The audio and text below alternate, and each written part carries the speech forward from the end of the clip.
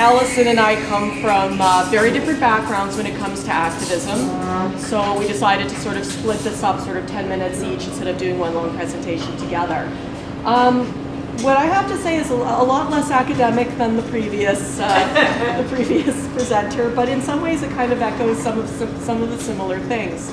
I've been an activist in Edmonton for over a decade now. I was there for Occupy, I was there for Idle No More. My thing is that I document social movements. I photograph, I film, I have a blog, it's quite prominent, and that's kind of how I've made a name for myself in the activist community. How I became involved in the Women's March in Washington was basically a friend of mine told me about the march that was going to be happening in Washington on January 21st, the day after the inauguration, and said, wouldn't it be really, really cool if something like that were to happen in Edmonton? So I went online and I found there was a national organizing body for what they called sister marches throughout Canada, and I emailed them that I was interested, and they put me in touch with Allison and Michelle, who the three of us basically organized the whole thing on our own. What I've noticed in the activist community and in society in general over the last decade or so, seen and heard language change. The language on both sides of the equation changed quite a bit.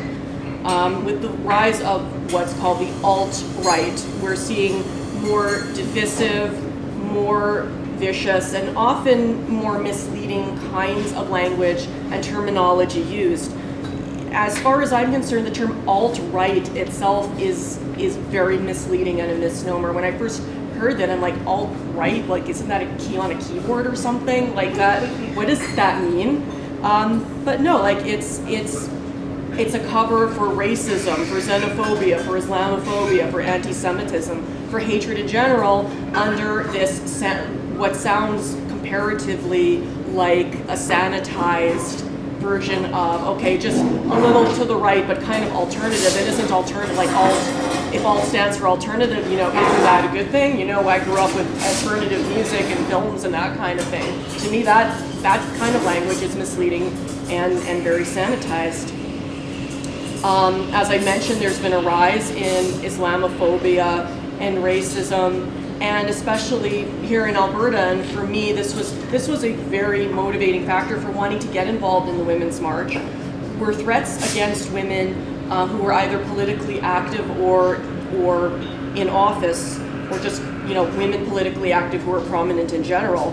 Now, an irony to this is because, you know, as I mentioned, that was my motivating factor for getting involved with the march, because of political women being threatened. And in the days that followed the march after January 21st, I myself found myself the target of those kinds of threats. So I've seen it on both sides, and it is nasty. But alternatively, we on the left have shifted to greater inclusion in our language as well. For example, what we used to just call the gay community or the queer community, then it became LGBTQ, and now it's become LGBTQ, two-spirited, and other, you know, other letters on, depending on how inclusive we want to be and how aware we are of the different orientations.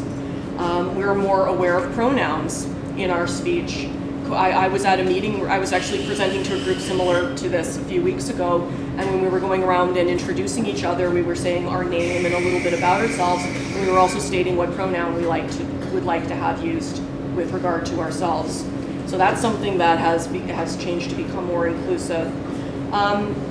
Making conscious choices to have more people of color involved as organizers, as speakers, involved in events has also become something that has become more on the forefront and more on organizers' minds in particular. With the Women's March, we wanted a very short program because we realized it's January 21st outside in Edmonton, and it could have been -30 in a blizzard.